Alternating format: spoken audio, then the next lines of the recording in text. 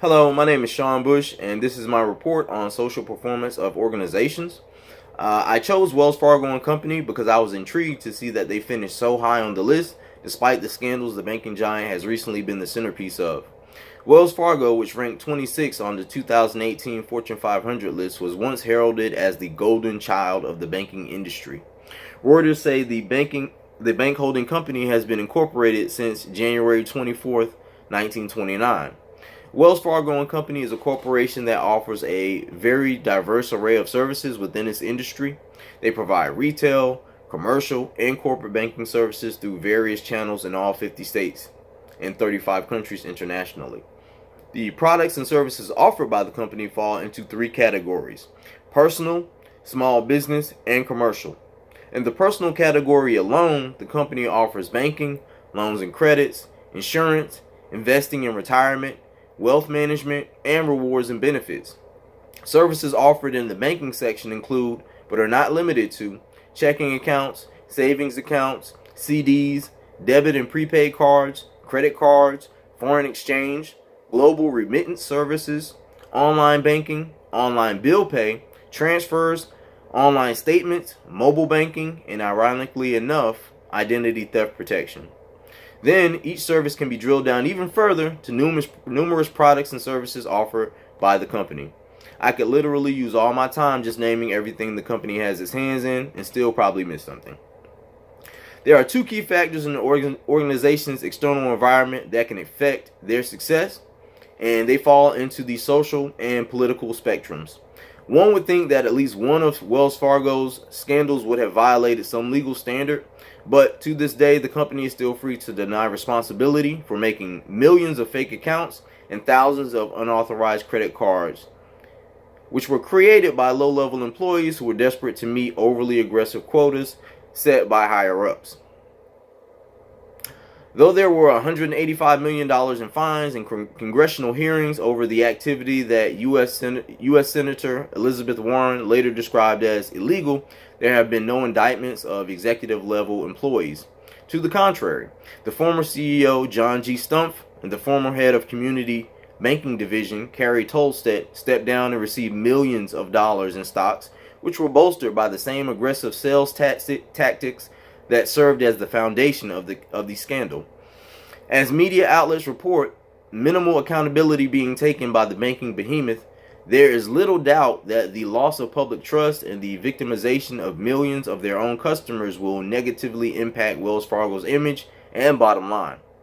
In the year following the announcement of the scandal by the Consumer Financial Protection Bureau, BusinessInsider.com reports Wells Fargo experienced over a 40% drop in new consumer checking accounts and consumer credit card applications, respectively. In the long term, it is hard to see how eliminating their own sales goals will not adversely affect the inflated rate of growth, which is based on their ability to cross-sell products to their customers. The political factor is the Bank Deregulation Bill of 2018. The Economic Growth, Regulatory Relief, and Consumer Protection Act passed by Congress is said to minimize federal oversight that is stifling small financial institutions, allowing them to be more profitable. However, small is defined by those institutions with assets totaling $250 billion or less. Opponents of the bill say it is a massive rollback of the Wall Street reform implemented after the 2008 stock market crash and subsequent bailout, which will allow 25 of the largest financial institutions to assume greater risk at the detriment of American taxpayers. Though Wells Fargo is one of the few institutions still large enough to be subject to certain federal restrictions and more oversight, the current administration is giving a great majority of banks enough rope to normalize the practices and unethical culture that Wells Fargo is being punished for now. Robert Reed of the Chicago Tribune warned in 2017, Wells Fargo concedes the scandal isn't over. Powerful political and industry forces are pushing Congress to gut federal laws meant to protect consumers and depositors from such rogue financial giants, end quote. In May of this year, Neil Kashkari, the president of the Minnesota Federal Reserve Bank and former Goldman Sachs banker, went on record stating, quote, "They are," meaning the banking industry, "making record profits. I'm not sure what the problem is there that needs to be solved, end quote.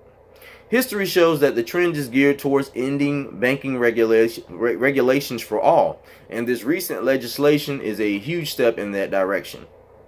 Primary stakeholders are the individuals or groups that are directly affected by an effort or action of the organization. 5 ways in which the primary stakeholders can influence the organization's financial performance include: 1. Boycotting. In reaction to the dishonest business practices being adopted, customers could have taken things a step further by organizing a boycott of all of Wells Fargo's businesses and services. Tobias Hahn and Noel Albert say that, quote, boycotts are among the most frequent forms of consumer expression against unethical or egregious acts by firms, end quote. Corporate social performance disclosure.